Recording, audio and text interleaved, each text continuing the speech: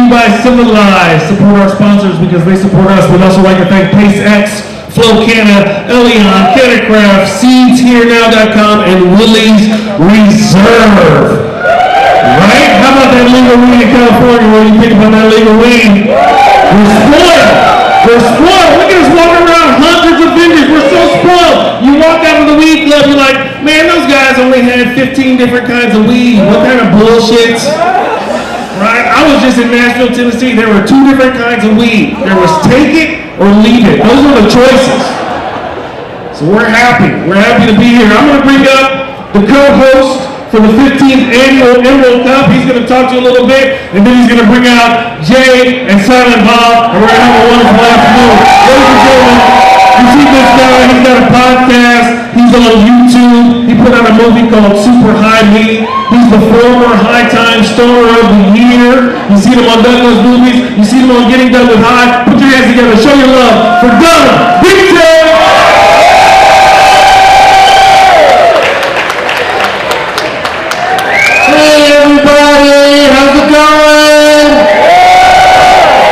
I'm fucked up. This is an amazing festival. I'm going to try to smoke with each and every one of you. People often ask me, how do I get high with Doug Benson? I go, just pass it to me when I'm standing next to you, and that's how you get it done. So I hope to see you guys all out there. I like taking pictures with you because when I put my arm around you, I won't fall down. So thanks for holding me up all weekend like I'm a Weekend at Bernie's guy. How high am I right now? I'm about a 7.4. Yeah, that's on a scale of 0 to 7.4. Yeah, I'm doing pretty good, you guys. And like, okay, fella. Let's not be the drunk crowd, let's be the weed crowd. I've never said that before, because I've never gotten to perform for a weed crowd. I mean, you know, people that just smoked just seconds ago. You're not supposed to smoke in here, but you also, because of my sunglasses, can't see me winking. So I'm going to pop up before bands and shows and on panels and stuff all weekend long. I'm super excited to be here, but you guys are huddled in here for one specific reason, and that's to see Jay and Silent Bob get old. Let's do it! Jay and Silent Bob get old for good. Everybody say yay, 'cause it's Jay and Silent Bob.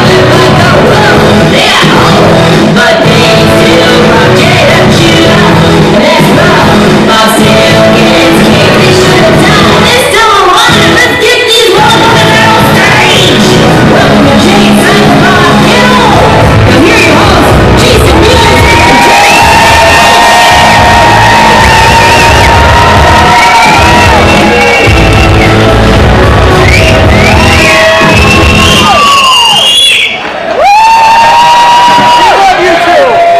Every song has a middle age, and this is what happens when Jay and Silent Bob get old. I'm Kevin Smith. Jason Mewes!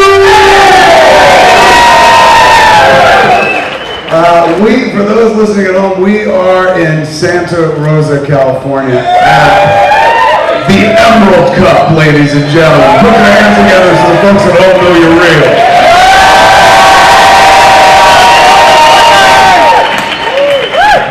My Lord, man. Pretty wild. This is way different than our usual situation, which is it's awesome. I mean, there's so many people here, it's amazing, but... It's weird for you because our whole podcast is about you being sober, and you can't be sober anywhere on these grounds, man. The moment I walked in here, I was like, I'm buzzed. And it's hard to get me fucking buzzed. I've smelled that. We got dropped off at the front of the gates. We had to get our badges, and I could smell it from outside. I got out of the car, I was like, it was like that cartoon, remember the Bugs Bunny cartoon with the smoke that would bring on the thing, right? I was like, even though I can't smoke, I just get followed and brought to it, and then it doesn't happen. I gotta smell it. I can do it. It's so weird because we started off in our careers like 25 years ago is when Clerks came out. And 25 years ago we played. 25 years ago we played dudes that sold weed in movies, and now we are dudes that sell weed in real life. Thanks to the good folks at Chemist's, man. We're doing a line of flower pre-rolls and whatnot called Jay and Silent Bob's Private Stash. Thank you. And this is what they look like. It's adorable. Our pictures are on it, man. We got Snoochie Boochies, yes, Snoogans, and Berserker, 3 different strains. It's amazing because my whole life when I was a kid, they were like, stay away from weed, and it worked out, man. They were absolutely wrong. As Jay pointed out, it's shaped perfectly. Boom fit. Love it. Sweatshirts, the shirts, look at them shirts too. If you're heading to some of those states that still aren't legal, you can definitely insert it easily. We're gonna do at the end of the show. You're gonna get to see a little trick. I'm just kidding. That's how we wrap it up at the end. I'm like, and now the big finish. I was just in England about 3 weeks ago, and I had my weed with me because the weed over there, of course, is a little tougher. Yeah. So, you know, I made arrangements that my weed was waiting for me when I got there. And so when I was done with the trip, I still had some joints left over, and I hate wasting it. So I had a show. I was doing like a Q&A. And so it was at a theater called Prince Charles in Leicester Square. So after the show, you know, I was to do the Q&A, and then right toward the end of it, I was like, you know, folks, like, I'm a huge stoner, and like, you know, I'm leaving the country, and I can't smoke any more of the weed I have, and I have like 14 amazing joints left over straight from California.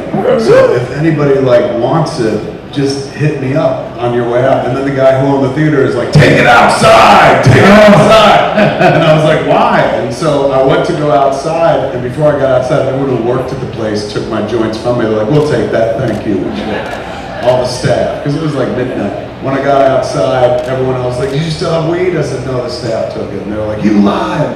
When I got on the plane and left, I was on Twitter, and some dude had put up like, I looked up the law to find out what would have happened, like, I don't know, if you got caught giving out that much fucking weed in London. Because I'm like in California, where I just assume now everywhere is like California and shit. Where they're like, weed? Yeah, we got bigger things to worry about, like terrorism, so on your way and shit. But the guy was like, if they would have caught you, you would have went to jail for 25 years. Just for being nice and being like, here's some free fucking weed. And it is tough, but besides LA, it's like we'll go to places like Colorado, and like it seems like luckily we get to go to venues where we perform, where you walk in a store and just be like, get 2 of those and 1 of those and 1 of this. So, but luckily I don't have to worry about that. I used to be a big problem with me for the harder drugs, is traveling. But I didn't really ever think of shipping it. I don't think I had the money to ship it. I was never like, except for one time when I got busted with Malcolm in LA, when I remember I shipped dope, opiates, FedEx opiates to LA from Jersey. And my buddy was staying in my room, and he came in, he's like, dude, let me get the key, and I pulled the key out of my pocket, and a bunch of dope fell on the ground. And so, yeah, it didn't work out so well. So I'm just saying, it's. How long did you even stay with weed? Like, the character you play in the movies, like, is all about smoking weed and selling weed and stuff. But your actual, and that character that you play in the movies is based on who you were when you were like 16 years old. And you know, you've certainly aged since then, but maturity level, same exact. But how long did you actually smoke weed back in the day? I've been smoking now, like, you know, I could smoke throughout my entire life, up until the time I was 38, smoked about like 10 times. Yeah. Oh, yeah, I used to beg you all the time. Oh, yeah. From the time I was 38, though, I've been smoking since, for 10 years now. And I started smoking on Zach and Miri Make a Porno. Because Seth Rogen was in the movie, and he just lives in a cloud of smoke like Pigpen and the Peanuts and stuff. So our friend Malcolm was like, hey man, Seth wants to smoke with you on set. And I was like, I don't smoke marijuana. And like, how could I do that and direct a movie? That would be impossible. I have done it since then, Tusk. But anyway, so I'm sitting there going, I could never think about fucking doing that. I said, but he goes, you gotta fucking smoke with him, man, because like he's a stoner icon and you're a stoner icon. You must fucking smoke together and shit. I was like, I think we'll be fine. I said, I'll think about it. So we went the rest of the movie. I didn't say anything. Last day of shooting, everyone else was fucking done shooting.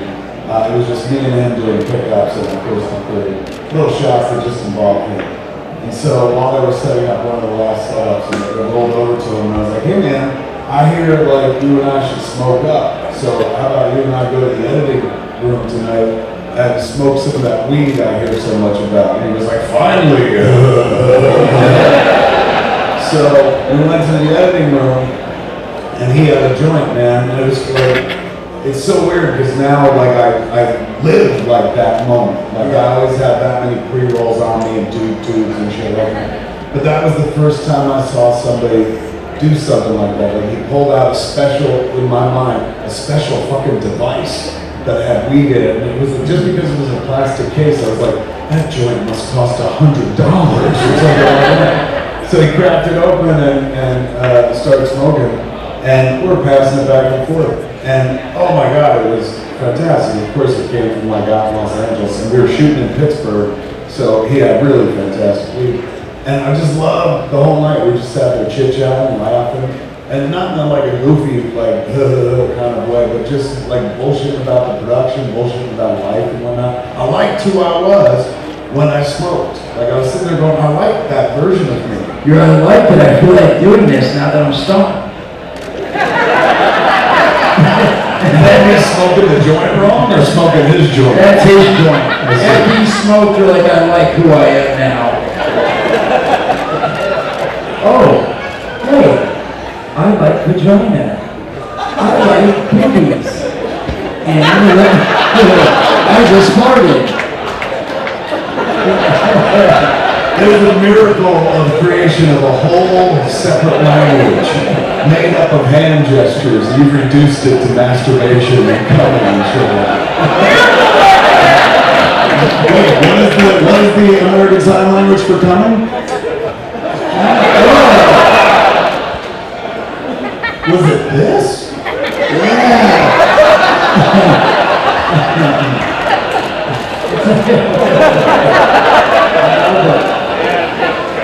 Sorry, I interrupted you. You were saying you felt. I know, this is way more interesting. Kind of fascinating. So, like, just never walk up to somebody hearing your parent and go like.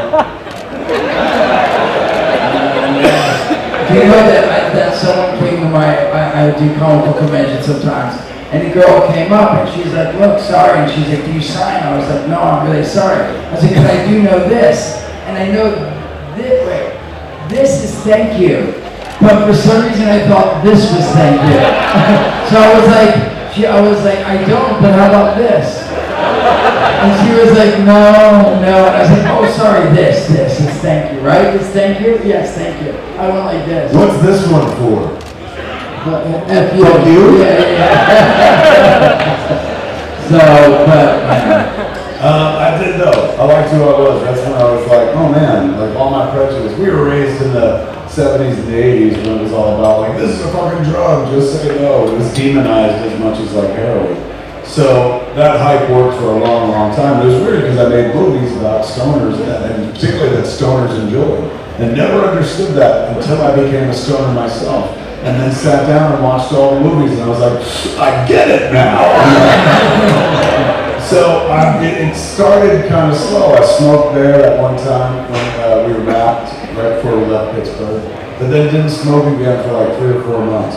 And the next time I smoked was like, it was 4th of July weekend. And the whole house was empty, the kid was away, she was out with her grandparents.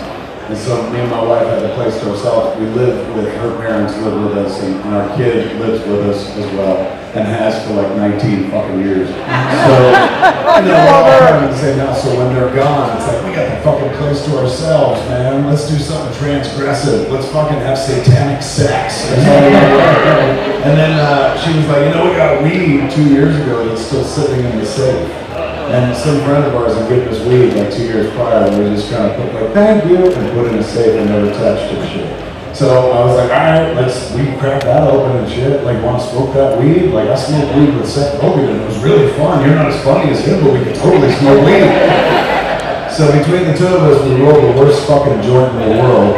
Like, didn't break everything down into shape, lumpy, because it was just like pretty much all pieces broken up with flour.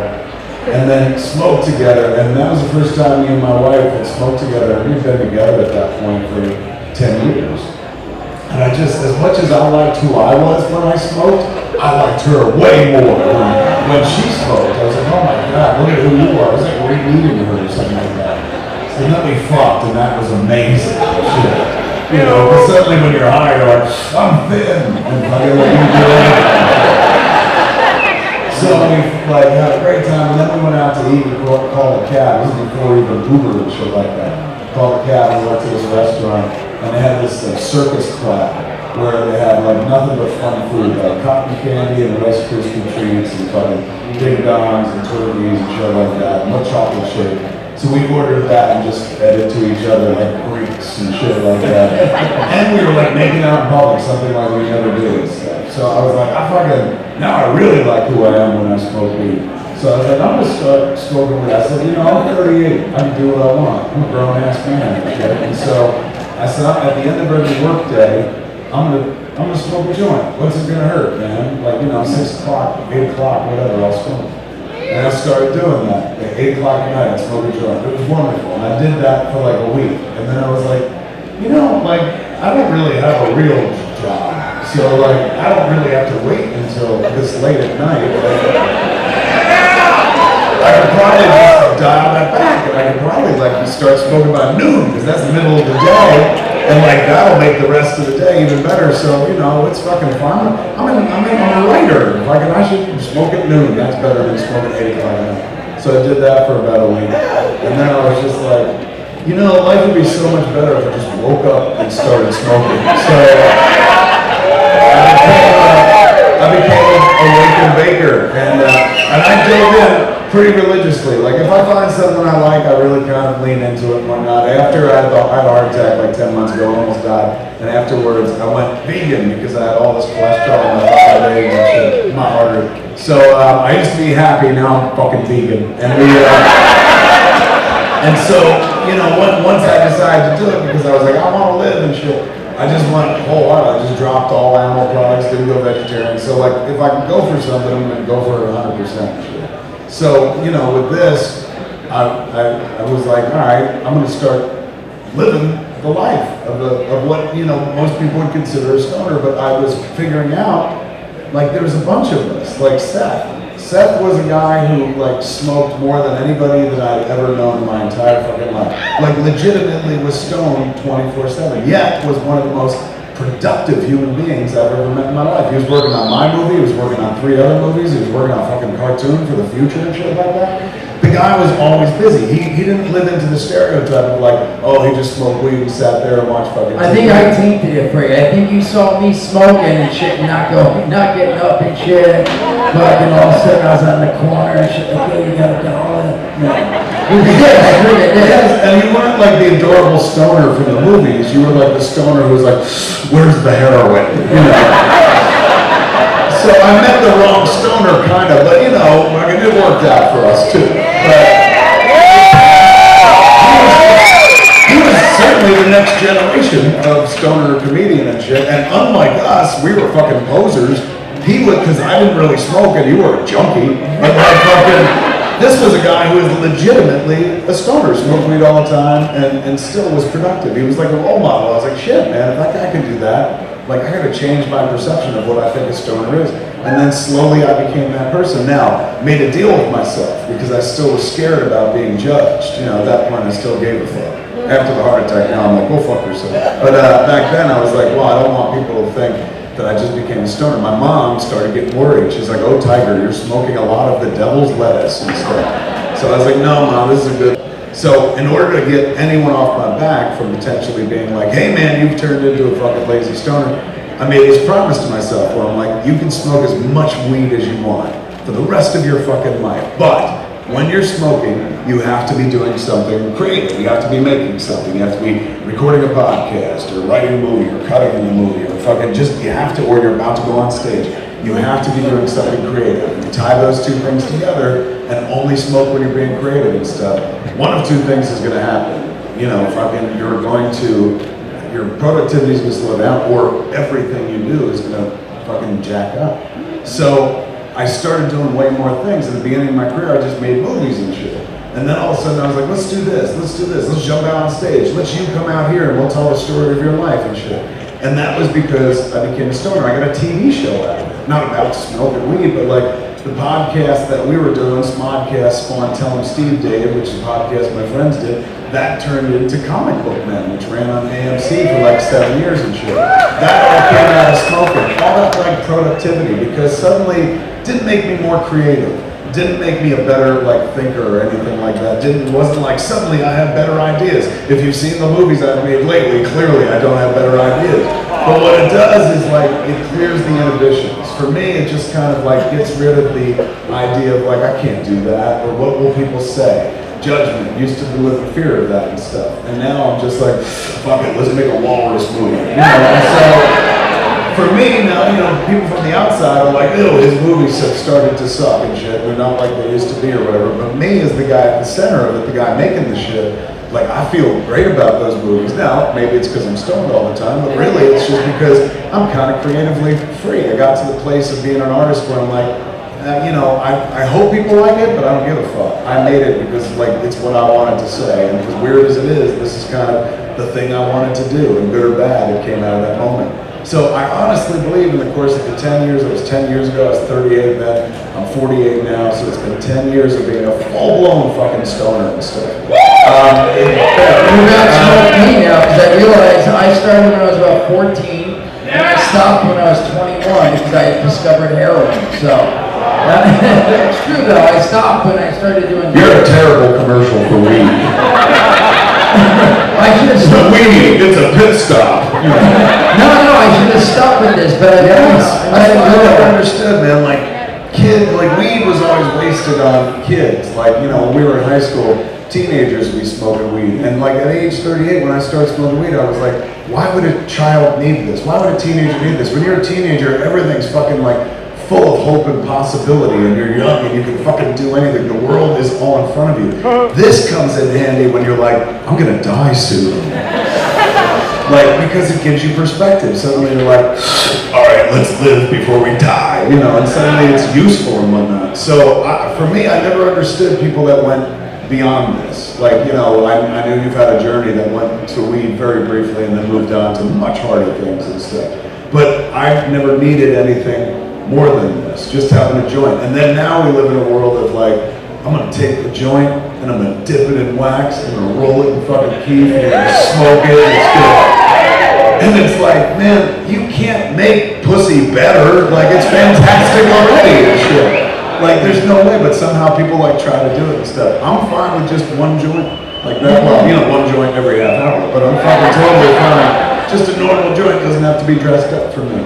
No, I know. I never even got to try. They have, you know, the skillets with the little dab of fucking, which it looks like, almost looks like tar heroin, but it's like a, you know. Do the dab? Yeah, I've never got to do one because I stopped smoking by then. I got sober and all that stuff. So, But why would you like, but there's your like addict mentality, or like the dab hit, like weed and the flower is enough, but you're like, concentrate that shit and take me to Oz. Well, I mean, I feel like there's always, like you said, pussy can't be better, but if you take pussy and you add some titties to it, it's gonna be better. You throw a little asshole in there, let's have a party.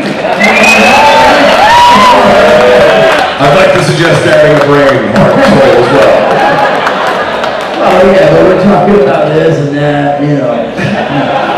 You're the one that threw the analogy out first, didn't you? Yeah. You're the one that took it right to hell. So it's weird, man. It's weird that like it came in so late in my life, and yet it came in at the absolute right time. Absolutely made me, I feel a better person, more patient in general, like with life and shit like that, with anybody. With mom, you know, I saw another side of my mom altogether once I started smoking weed, because she saw a different side of me, and then I got her to start smoking weed. And so she became a vapor, and that's crazy. She'll call me up at 2 in the morning, and she's like, I'm working on my paperwork. Hey, have you done your will yet? And I'm like, you're vaping, aren't you? It helped. My mom took it too. My mother's passed now, but when she couldn't hold food down, it was the only thing that helped. So, I mean, again, but I love the story about you doing the podcast with mom when she ate the cupcakes and stuff. I did. I brought my mom over to my house, and I did a podcast with my mom, doing an episode of Smodcast with her. And so I got weed cake, 2 different kinds. I had the Pineapple Express and Red Velvet cake, THC infused. And I was sitting there smoking and stuff, so the room was kind of smoky. So, you know, on the podcast we're talking about, like, mom's gonna try, you know, eating some weed cake for the first time. So, you know, she eats it, and she's chit-chatting, because she's real chatty and shit. And as I'm in the middle of the story, like, she takes over and she's like, give me the other piece of cake, man, it's not working. So she eats the other piece of cake, downs 2 fucking big pieces of weed cake. And then an hour later, I almost lost my mother. She starts looking at me all funny and stuff, and she starts laughing at everything I say, but more than she normally does, in the way of like, you're so funny, Tiger. She was like legit laughing, like as if I'd said something truly funny, and I was like, oh mom, I think the weed cake's kicking in. And she's like, your jersey, because I was wearing my jersey, she's like, it's so colorful, I never noticed that. And I was like, oh mom, you're baked, man. It was a perfect time to like ask the deep questions. So I was like, mom, what was it like to suck dad's dick? And she was so big, she was like, oh, it was luscious, Tiger, luscious.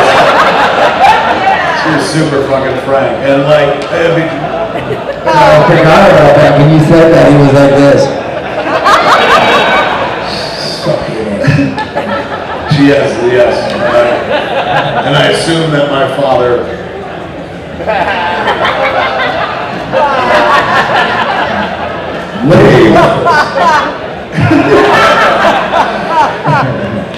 it's good for that as well, man. It's nice kind of bonding with my mom. Now she smokes all the time. She needs it too. Right now, she's in the hospital. She's been in the hospital for a little while. She had a procedure where she had hiatal hernia. Her fucking stomach was literally up in her chest cavity.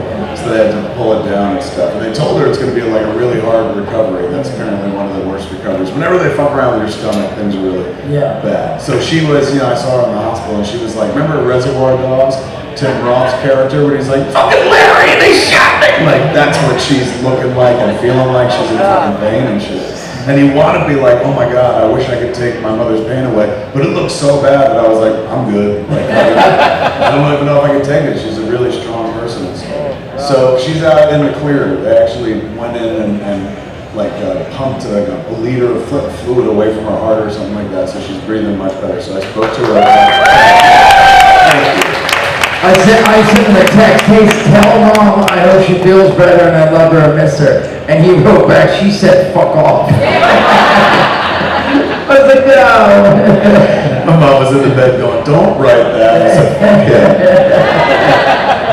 But as I was sitting there talking to her on the phone yesterday, I was like, well, now can you breathe again? And she said, yeah, because it was really hard for her to breathe like the night before. And I said, all right, that means like you're one step closer to getting home. As soon as you get home, you get back to your pen.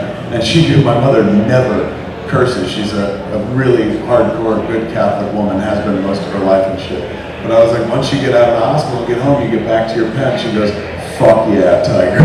Yeah. So she turned into a bit of a stoner herself. You, on the other hand, no stoning in your life, except your wife is a massive stoner.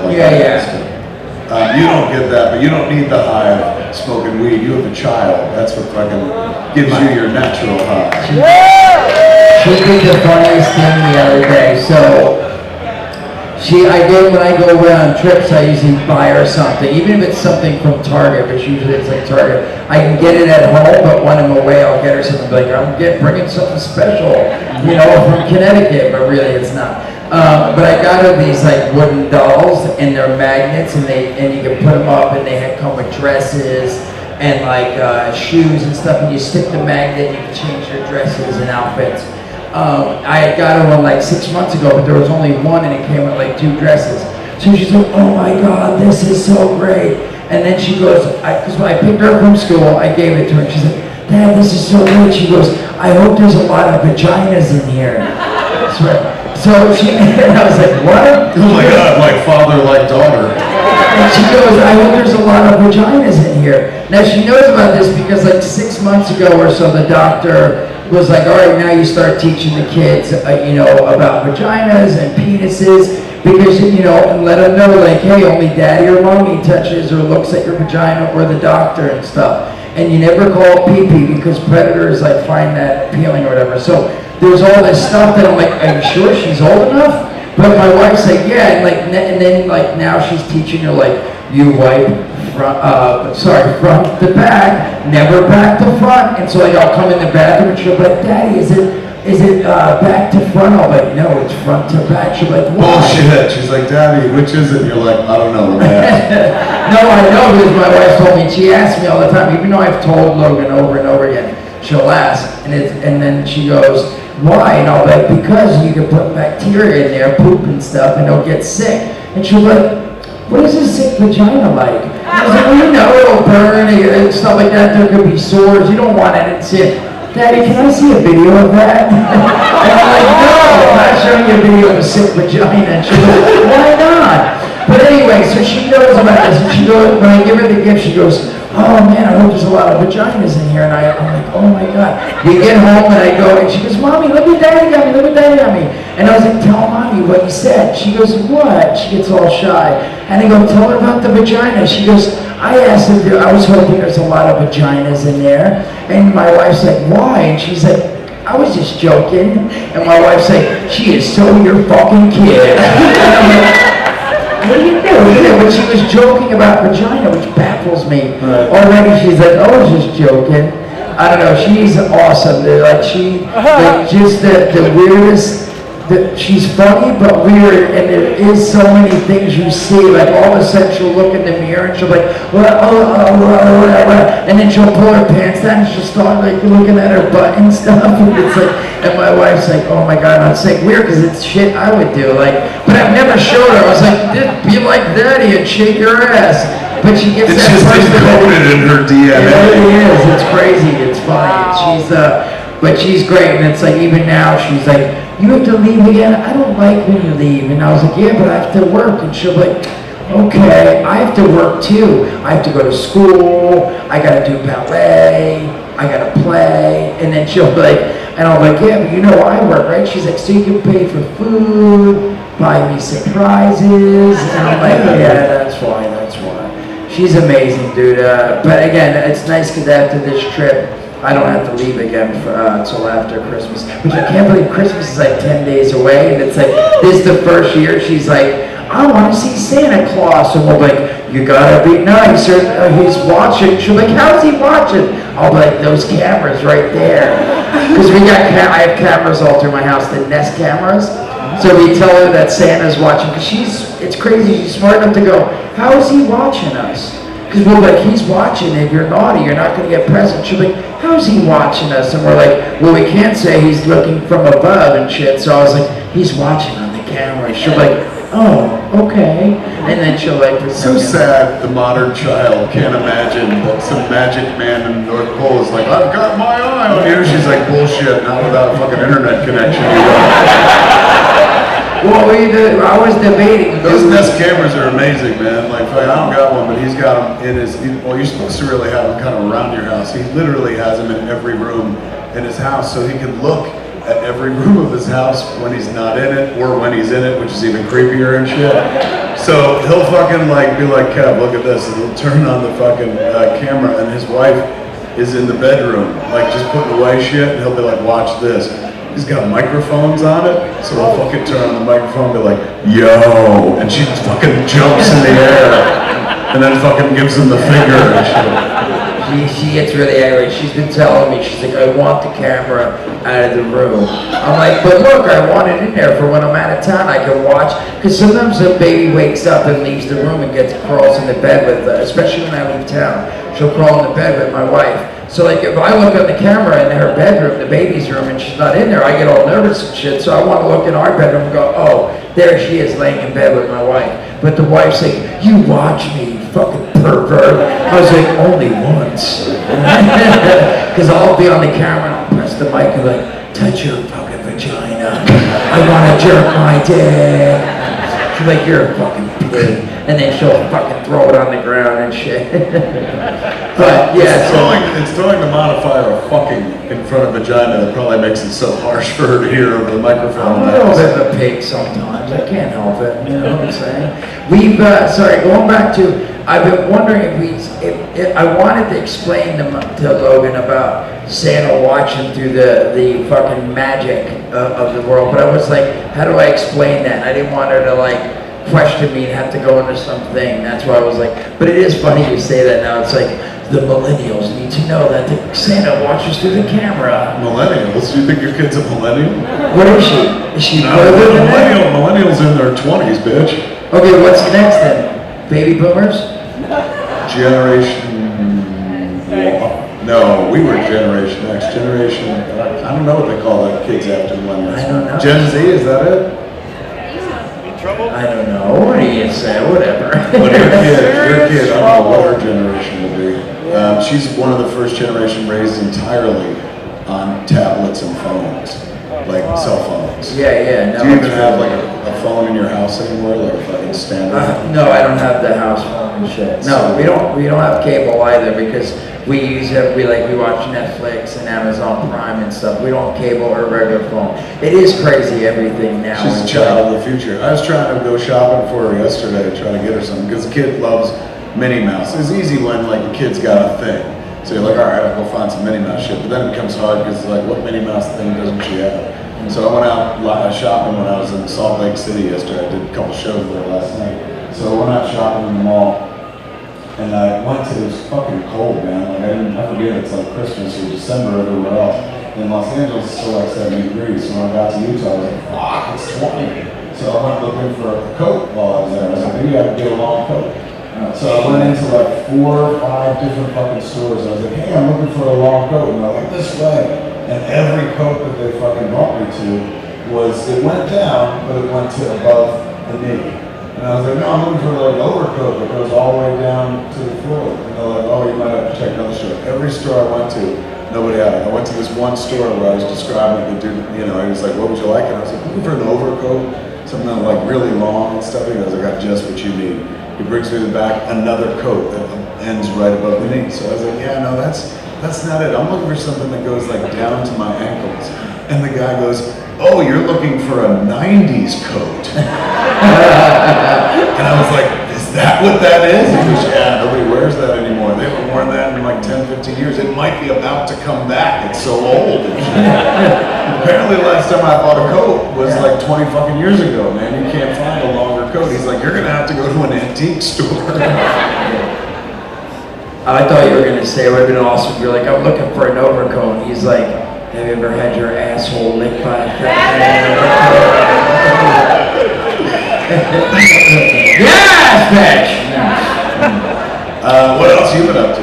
I've been going around. I've been doing my own shows as well. I've been doing amusing stories. I've been doing them at a bunch of the improvs and stuff. It's been a lot of fun.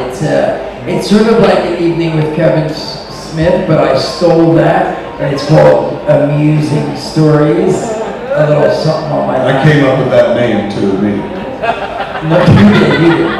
But yes, it's been fun. I dig it. So I've been doing that. I just want to tell you, have you noticed that periodically there's a giant puff of smoke? Oh, yeah. It's amazing. We've done shows all over the fucking world and stuff, and you never see that. Mostly we're in bars or in bars. Yes. It's fucking astounding, man. Like all of a sudden you're like, this is what civilization should look like. It doesn't have to be constant, but it's like poof, poof, poof. It's like a constantly moving train that goes through the crowd. But then again, it's like coming this way. It's like, oh. And it's interesting to see like the stuff going on in the background. Again, it's just like, that's a big one, bro. Kevin, can you sign me? Yeah, like I've actually like put my drink down somewhere and like picked it up and drank it and then like whoa, motherfucker. And it's Looks like you're high already, my friend. What's that? But I really I've like fucked with my own head where I'm like, I think, oh, someone roofing me. And like I'll like put myself in a panic to where I'm like that. So sometimes I'll stand in a room like back there in the curtaining chair, there's puffs of smoke walking through, it was all smoky, and I was like breathing in, all of a sudden like, oh my god, I'm high. And like I started throwing myself in a panic, which again, part of me should be like, oh, okay, I'm high. It's not my fault. I didn't know. But I don't know. I don't know. I feel like it would be weird. It's been so long because not only so I had about 4 years and 2 months sober. So then I relapsed. I was like, thank you. Yeah. Then I fucked up. So I got kidney stones, and then they gave me a shot. And then they gave me a shot of Demerol, man, and all of a sudden it was like, oh, I missed this. And I thought I could handle it, cut to like almost a year and a half or more later. And I was taking like minimum 20 narcos a day, up to 60. Wow. Literally when I could get the guy to like have 60 and I'd get 60, I was taking that a day. Anyway, so I did that for a while, then I found out, because he figured it out when he invited me to Vegas, and we're in Vegas, he had a meeting, and I was like, dude, I'm just gonna chill and watch some TV, man. He's like, all right, cool. He came back up, and I don't remember this, but this is what happened. He came upstairs, and I was in the corner of the room like this.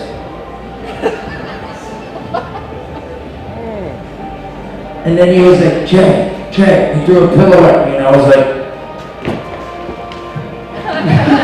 It was the weirdest thing. He was shadow boxing with his eyes fucking closed.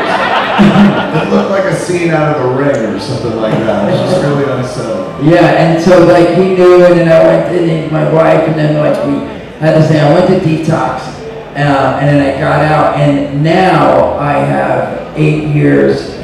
I guess I don't know what I'm supposed to say the date now. Usually we talk about later. 8 years, 5 months, and 2 weeks today. So. And so part of the reason I mention that is because in that year and a half, I was like so fixated on narcos and stuff. I didn't wind up doing, I think I did coke like twice and I drank once, but for some reason I didn't wind up smoking. So I literally haven't smoked and probably, so what's that, 4, 6 plus 8, like 14 years or so. So it's been, I don't even know what it feel like now. And I remember last time I smoked weed, it was literally like I had to pull out all these stems and seeds and shit, and it looked like dirt. It looked like dark green. Now I walk by signs and it was like purple and shit. I just want to take it and rub it on my balls and shit like that. Like, I don't think you understand how marijuana works. some of it looks like the crystals could rub off and soak in through your pores and shit. I mean, there's one way to ingest it, but they're a lot easier.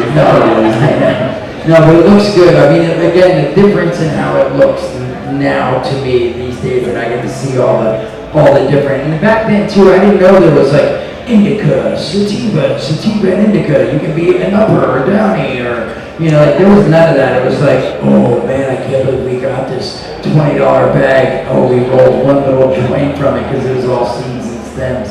And I took Marinols. Last time I smoked was that, and then the next time I did it, I took 3 Marinols my mom got, dude, and it was so crazy, like I bugged out and shit. I was like I took too many. I was like, I can handle it, I smoke all the time, and I couldn't handle it. Like I literally thought, my mom had trouble breathing already, she was sick.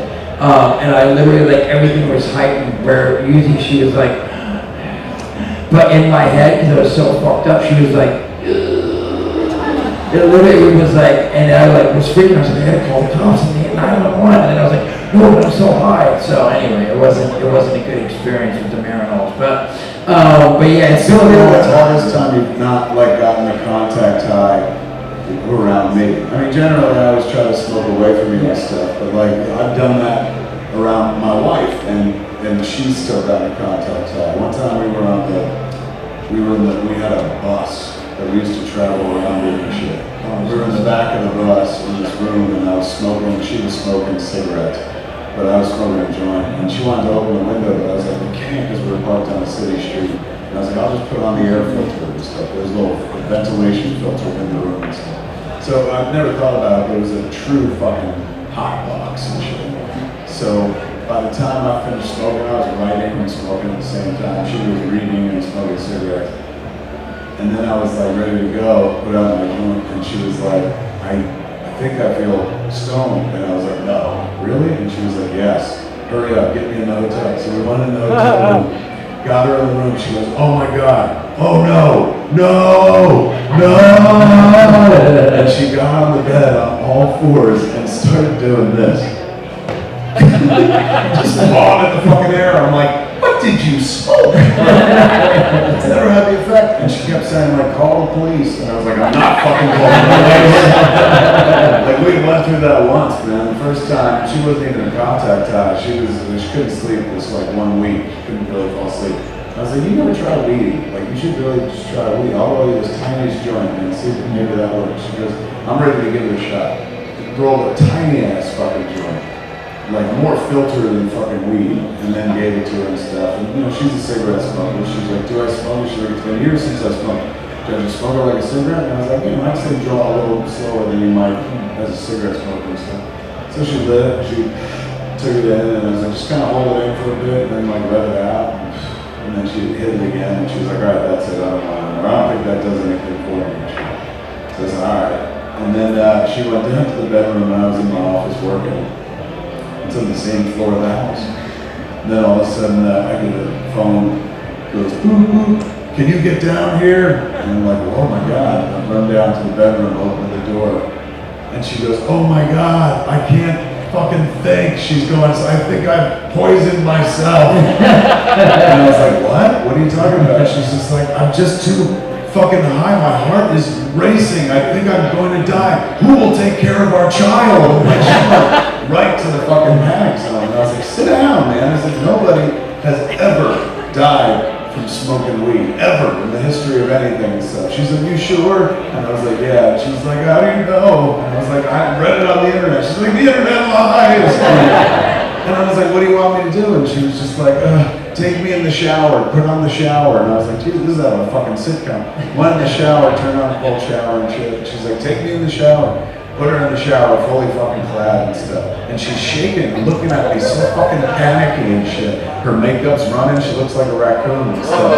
And then she goes, hit me! And I go, what? And she goes, just fucking hit me in the face. I was like, bullshit, man, no way! I was like, how am I gonna fucking explain that to the kid? I was like, I'm tempted, but no, man! And she's like, you gotta fucking do something. Like, I'm fucking scared, Kevin, I'm scared. Like, I'm gonna die, you gotta call the ambulance. And I'm like, you don't want me to call an ambulance. She's like, call the ambulance, why wouldn't you? Did you do this on purpose? Are you trying to fucking kill me? And I was like, let's get you out of the fucking shower first off. We got her into the couch and shit, she's wrapped in a towel. And she's like, just call an ambulance, please. And I was like, are you sure you want me to do that? I'm gonna say it one more time. Nobody's ever died from fucking smoking weed, man. And she was just like, just call right now. And so I called. I made a mistake when I called because I never really call an ambulance for anything in life. And I said I said a trigger word. So I was like, hi, my wife, I guess overdosed on marijuana. Overdose is the word that sends the cops. You can call up first aid or an ambulance and be like, oh my God, my friend ate a bunch of weed or my wife is high. And they won't alert the police, particularly like in weed legal states and stuff. But when you use the word overdose, that triggers a call to the police at the same time. I didn't know that. So, you know, I'm sitting there trying to keep my wife on the rails and shit. All of a sudden we hear the fucking whoo, the sirens are coming. So I'm like, you stay right here, I'm gonna go let them in. She's like, no, no. And I was like, somebody has to let them in the fucking house and just sit right here. I swear to God, I'll be back. She's like, you're trying to kill me. I was like, I'm not, and trust me, someone's gonna help, even if I was. Here comes the help, and stay right here. And I went downstairs, opened the door. This very tall woman and this little dude and stuff. And they had a fucking stretcher thing with them. And I opened the door and the lady goes, what happened? Who overdosed? And I was like, my wife, but it's on marijuana. She goes, oh, that's impossible. And I was like, I I know, so I'm sorry. But she was panicking and stuff. She goes, where is she? And I said, upstairs. She goes, I got this and stuff. So she heads upstairs and stuff, and I walk into the room before them. I'm like, honey, these are the paramedics. And she's like, am I gonna die? And I was like, no, Jennifer, nobody has ever died from smoking weed. She's like, that's what he said. And she's like, your husband's not lying. Let me hear, I'm gonna take out everything I'm gonna show you. And they put their heartbeat and shit, blood pressure and shit. And she looked so fucking scared, man. Like her world was crashing and shit. And the lady was just like, look, best way out of this is to like eat everything you want right now. Fuck this idiot as fast as you can. I was like, yeah. And she was like, and just go to sleep. She's gone, nothing's wrong here. You're totally fine. You're just not used to it. It hit your system a little hard and stuff like that. Then there was a ring at the bell downstairs, and I was like, hold on. I ran downstairs to answer the door, opened the door, 6 LAPD with their hands on their hips. And I was like, hi. And they're like, there's a call about an overdose. And I was like, yeah, it's upstairs, this way. And I led them upstairs into the house. Meanwhile, in my office, there's a pile of fucking weed sitting there. And we're not weed legal California at this point and shit. And I'm like, did I close the office door? Fuck, I don't know. And so I go right to the bedroom. They follow me. The cops come to the bedroom, hands on their fucking hips and shit like that. The medic lady, the first lady from first aid, she stands up, she goes, false alarm, just weed. And they go, weed? Why are we here, man? And the one cop goes, aren't you Silent Bob? I was like, yes. He goes, I would imagine you can handle your weed. And I was like, well, I can, she can't, obviously. And he's going, what's the matter? I was like, she smoked 2 hits of a joint, and like she just panicked and stuff. And he goes, ma'am? And my wife looks over and she goes, holy fuck, the cops are here! And then he goes, ma'am, I just want to tell you, nobody has ever died from smoking weed. And she's just like, thank you, officer. And he's like, can I get a photograph? And so we took a photograph. And they fucking left and stuff like that. And so we thank the paramedic and stuff. Everyone leaves the house. My kid comes home just as the ambulance was leaving, just as the cops were heading down the hill and stuff. I instantly throw Jennifer into her closet. I'm like, put some fucking clothes on. She's just wearing soaking wet fucking clothes. My kid comes into the house and she's like, something happened up the hill. I just saw an ambulance go by. And I was like, yeah, this neighborhood's fucked up. That's the second time we had fucking the authorities come to our house. We were watching fucking, remember From Dusk Till Dawn? Yeah. One day I got fucking super blazed and I watched From Dusk Till Dawn in my office and shit. So good, had such a good time that I stopped, went down to my bedroom and told my wife, we have to watch this fucking scene. And in my room I've got like this gigantic TV, it's a 103-inch television and shit. I don't spend money on anything in life, I didn't buy this. It's a TV that when they invented it, cost $60,000 fucking bucks and shit. I would never pay $60,000 for a TV. I wouldn't pay $60,000 for anything unless you could drive it, live in it, or it blew you until the day you die. I got given it for free by the folks at Panasonic, man. I had done like commercials for them in the past, and the gentleman I worked with there, he called me up one day. His name was Ed Janda. He calls me up and he was just like, hey man, I remember your house has like big high ceilings and wide walls, am I right? And I was like, it's a weird fucking way to start a conversation, man. Is that all our friendship was to you? Like fucking square footage and shit? And he goes, no, I asked because I got this giant ass TV that we're gonna throw out. It's a 103-inch TV and your house might be perfect for it. And I was like, oh my God, fuck yeah, give me all of your garbage, yes. A free 103-inch television. I said, what's the matter with it, man? Is it fucking cursed? Was it built on an ancient Indian burial ground or some shit? And he goes, no, they used it for Olympics coverage. It was like in the background on a monitor.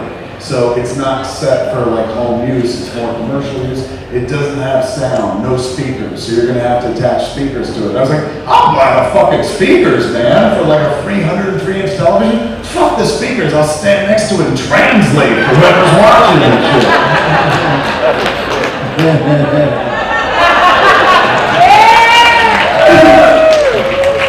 So the TV is like fucking big, man. It's awesome. And when they brought it, the guy who gave it to us, Ed Janda, was like, they could bring it tomorrow.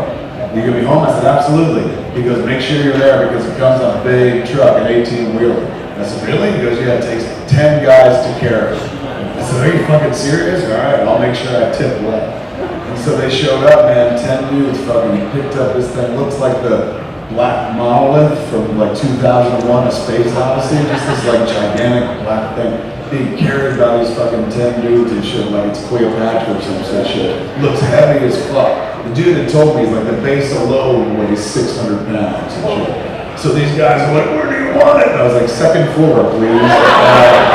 They got it upstairs. They go, where's it going? I said, right at the foot of the bed.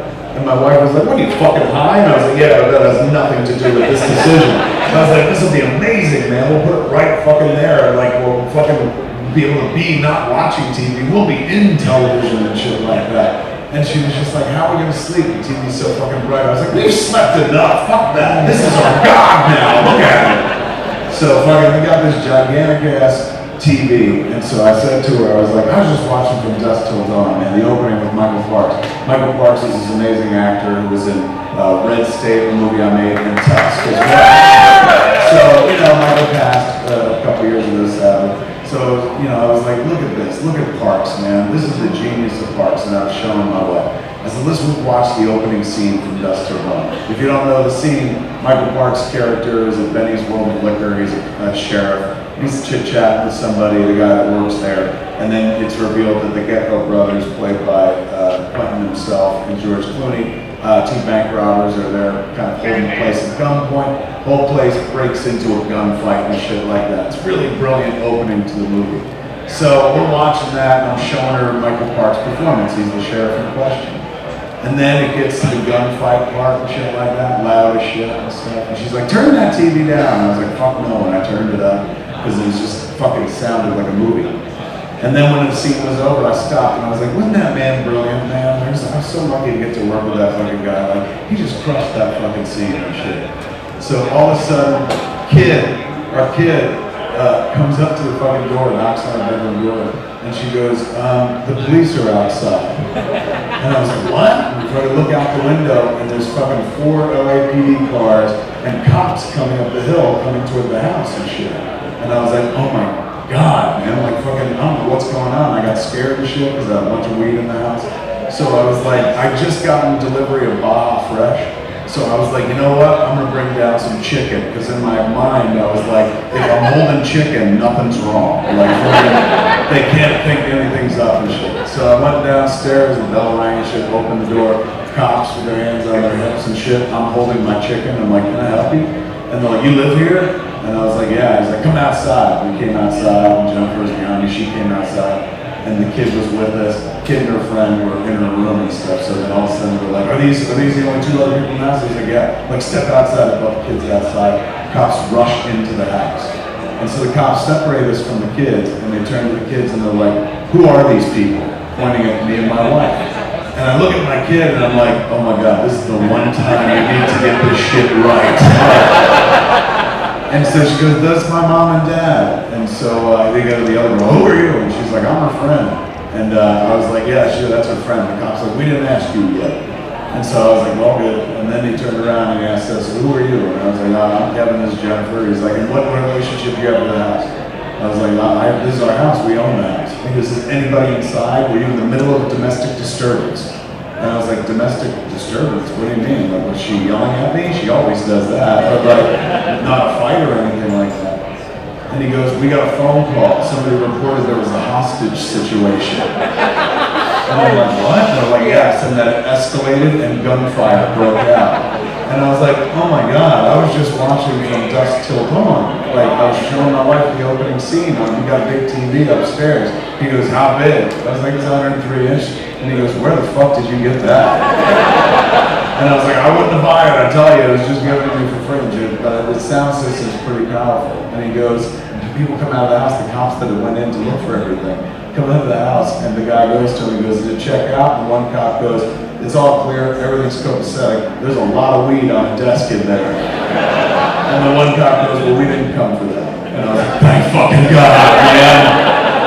I was like, this is unbelievable. I said, somebody just called me. He goes, somebody must have been walking by and I heard your TV. He goes, in the future, turn down your fucking television. And I was like, that's some crack service though. You guys were here to flash. He goes, what do you expect with the LAPD? And he fucking walked away and shit. It's pretty awesome fucking home and shit.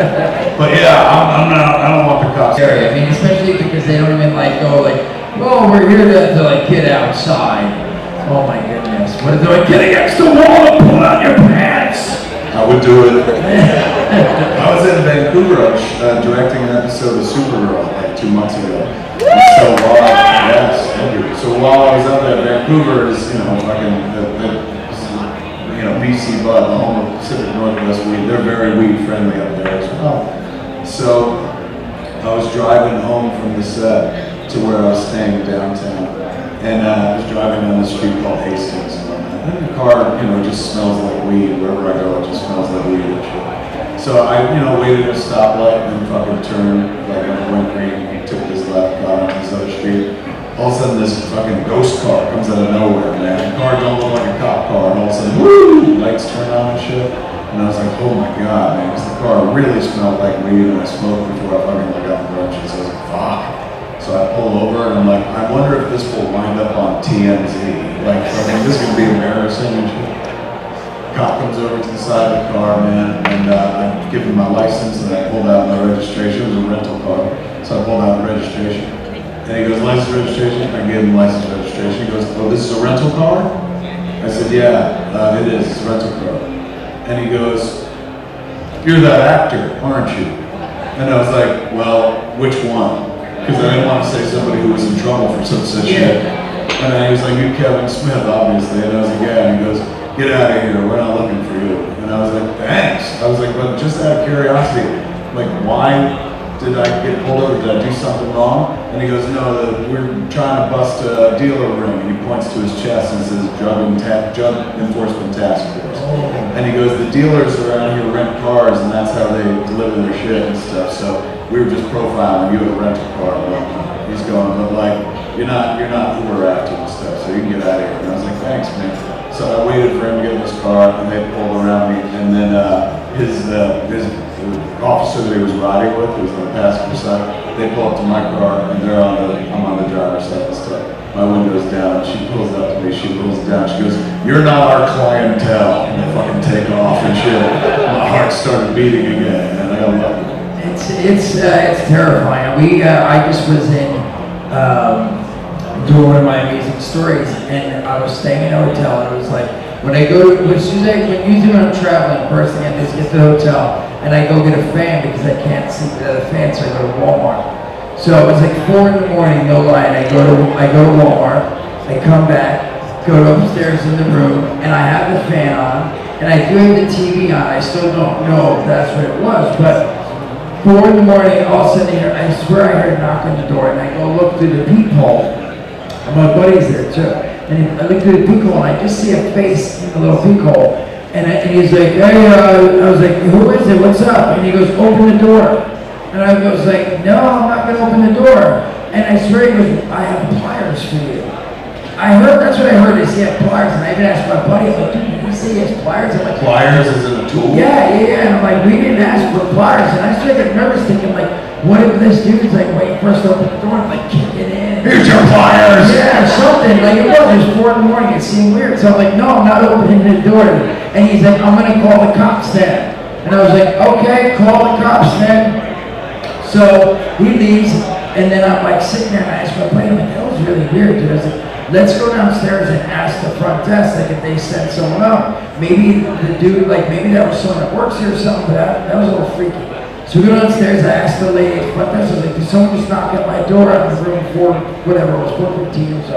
And then the guy comes out from the back, and then he goes, and he's on the phone, and then he goes, are you guys in the room 4:15? I go, yeah. And then he goes, okay, yeah, they're here. I'm like, okay, bye. He hangs up, he goes, well, you're gonna have to talk to the cops. I was like, wait, what do you mean? He goes, I just knocked on your door, there was a noise complaint.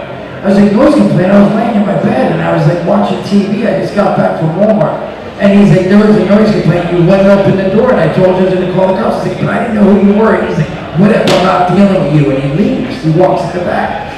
And And I'm sitting there like, what the fuck? No lie, like a second later, a car comes up, cop car with the lights on. They come in, they go, oh, these are them, and I was like, hey, what's up? And he's like, all right, so what's going on here? And the guy talks to me and my buddy. The woman goes over and talks to the security guard. I don't know what they're saying, but he's like, so what's going on? And I was like, well, I don't know. I was like, the dude knocked on the door. I didn't know who he was. He's like, you didn't know who he was? He's security. You can tell right now. I was like, yeah, but he had his face. He goes, look, don't get loud with me. And I'm like, dude, I'm not, sir. And then my buddy goes, dude, we weren't doing anything. We just came from Walmart. He's like, wait a sec, he just said you were in bed. You're saying you're in Walmart. Are you lying to me? And he starts raising his voice, no lie. And then the woman comes over, says, oh, you know, sorry. He said, there's a noise complaint. He said, you wouldn't open the door, and you told him, like, you're not opening the door to call the cops. And I was like, yeah, well, we were laying in bed, and then some random guys at the door. And then the cop's like, random guy, like he's been here 30 years. I was like, well, I didn't know that. He goes, do not talk loud to me, or I'm gonna pull you outside and you keep it up. And I'm like, sir, like, what do you mean? And he's like, he's lying to me. You're doing this. I don't know what's going on.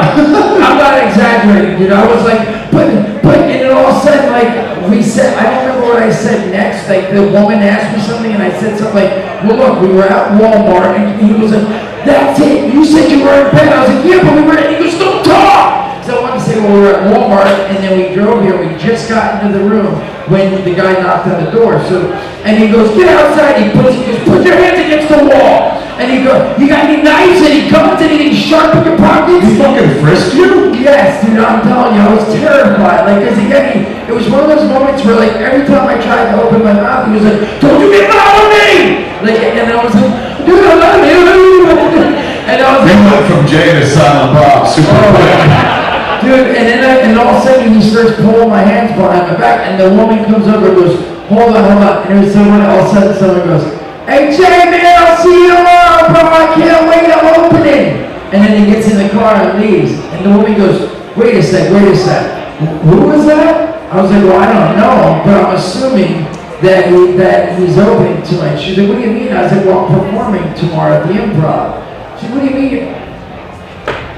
I knew it. I knew I recognized this guy. This is the Jay and Silent Bob guy. And she's like, all right, everyone. So that's what you're doing here. All right, man. And then all of a sudden the guy just goes, hey, listen, man, this is a rough neighborhood, man. We just can't play any games and stuff. I've been doing this a long time. And I'm like, yeah, but all right. Like, and then he's like, you're gonna have to leave though. 4 in the morning, and I just like flew there. My buddy just drove 6 hours from Jersey to meet me and spend some hang out with me. And I was like, are you sure? And he said, yeah. And then they went in. But dude, it was so terrifying. Like, I literally thought I was going to What do you mean I had to leave? They made you check out the hotel? The security guard made us leave, saying that we were rude to him and that we were being noisy, and that they didn't want us there. It was the oddest thing ever. But again, it was so terrifying that, like, in that moment, and my buddy's like, I've been reading online. Like, after he left, he's like, I've been reading online, man. Like, you pull a videotape out of your camera and you start taping them and stuff. I'm like, come on, bro. Like, I don't care if people say that. There's no way if we pulled the phone out that those cops wouldn't have just been like, you're arrested. Or grabbed the phone and smashed it. Like, in that moment, you realize how powerless you are. It's just like, I was like, oh my God. But yeah, it's been a while since I haven't, and it's crazy because when I used to do drugs, like, I don't think I got that harassed. One time I got busted. I used to go to Newark, New Jersey, which is it was where I used to cop drugs, but it was an obvious, like, you're not supposed to be here. This is where drugs are and stuff. And I got pulled over once. The cop was like pulled over. He was like, all right, give me what you got. And I was like, oh, I'm sorry, officer, don't arrest me. And it was funny because there's like 5 dudes on the corner, and they were like, he said, what do you think I should do with them, guys? And they're like, oh, let him go, man. And the cop actually let me go, even though he found drugs on me. And he's just like, go straight home, dude, don't come back here anymore. And then I went home and it was all good. But that, and then also, like, there's been drug dealers hanging out in front of my kid's school, like, and they sit there in a tent, and the dude has like, last time I dropped my kid off, there was like 3 syringes on this dude's blanket in front of his tent. I'm like, guys, man, do you have to hang out in front of the preschool? Like, come on. And they're like, dude, man, that's insulin. I'm like, come on, that's not insulin, bro. I was a dope fiend for a long time. But that's dope. And anyway, I called the cops literally like every day for like 10 days straight. I've even literally, when I saw him in syringes, I pulled my car over, ran to the corner, flagged the policeman down. He's like, look, we can't just go search them. Like, we're not allowed to just go search someone sitting. He's like, now if you call a loudness complaint in on him in the hotel, you'll be right there. Exactly, that's what I was like, a noise complaint, the cops were there in 2 minutes. It's like for your noise complaint too, I mean yours they thought there was more going on, but I literally been like, there's a girl being across the street from a preschool and they're like, whoa, we can't do anything. So it's really their situation, but it was terrifying, dude. I literally thought I would get arrested. My favorite cop story is I was smoking weed. It was a weed story. I was smoking weed on a balcony in Arizona, the hotel. It was 5 floors up instead. And I didn't have any of my weed with me, so I was kind of at the mercy of local weed. And so I was smoking it, and I was kind of judgy at first, like fucking Arizona weed and shit, because I wasn't catching any high off of it. And about as I burned down to the filter, suddenly I was catching. I was like, this shit's pretty fucking good, man. It's not bad. I was being too judgy and shit. So I started hearing voices, and I'm 5 floors up, man. And I'm like, this shit's way more powerful than I fucking thought. I'm hearing voices. I look over. I see people down below in the street. It's like some old ladies are about to cross the street. There's a crosswalk.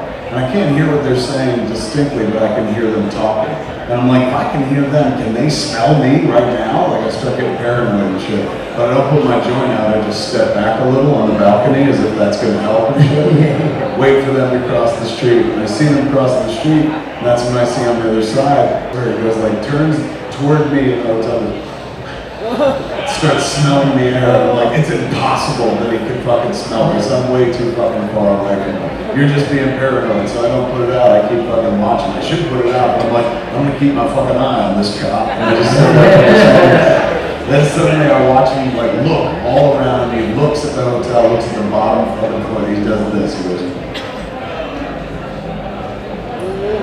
and I'm watching him going, I don't fucking understand what he's doing.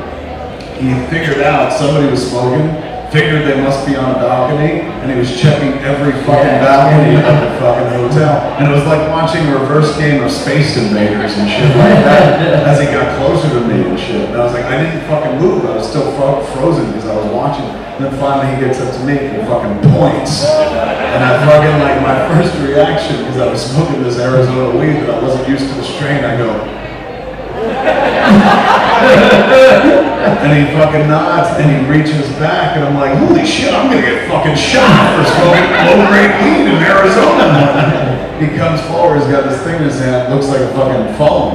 And he's pointing at it and he's pointing at me and shit like that. I'm trying to figure out what he's saying in the conversation, trying to communicate. And I'm like, I guess maybe he's saying, wait, I videoed you smoking weed, and I'm like, good luck selling that to TMZ. Like, they've got a pile of those fucking tapes, and I sent most of them myself. So finally he goes like this. He stops pointing, he goes, Silent Bob! And I was like, oh fuck, he's a fan, thank God. So I said, hi! And he goes, I want to take a picture with you! And I was like, okay man, stay there, I'll be right down! And I go in my room, I change every fucking piece of clothing that I'm wearing and shit. Get all freshed up, go downstairs, take pictures with him. He was a fucking sweet guy. I took a few selfies, chit-chatted. He was absolutely lovely. P.S. to the story is, he wasn't a cop. He was just a guy who had a blue jacket on. We made a movie many years ago, ladies and gentlemen, called Jay and Silent Bob Strike Back. Now, let me see, we made it in 2001, we're in 2018, next year is 2019, so next year it's going to be an 18-year-old fucking movie. The movie's almost 20 years old. And what we're going to do in a few months, the beginning of February, Jason and I head out to Louisiana to start shooting a sequel to Jay and Silent Bob. The movie is entitled Jay and Silent Bob Reboot. It's very simple. If you remember the story for Jay and Silent Bob Strike Back, Jay and Silent Bob found out that Hollywood was making a movie about them, and so they crossed the country to go to Hollywood to stop them from making that movie. We made that movie, as I said, like at this point it's going to be 18 years ago, and I like to think that I've grown as a storyteller and gotten better at the job and shit. So this time, Jay and Silent Bob Reboot is completely different from that first movie. And Jay and Silent Bob reboot. Jay and Silent Bob find out that Hollywood is making a reboot of that old movie. And so they go to Hollywood to stop it all over again. It's the same fucking movie.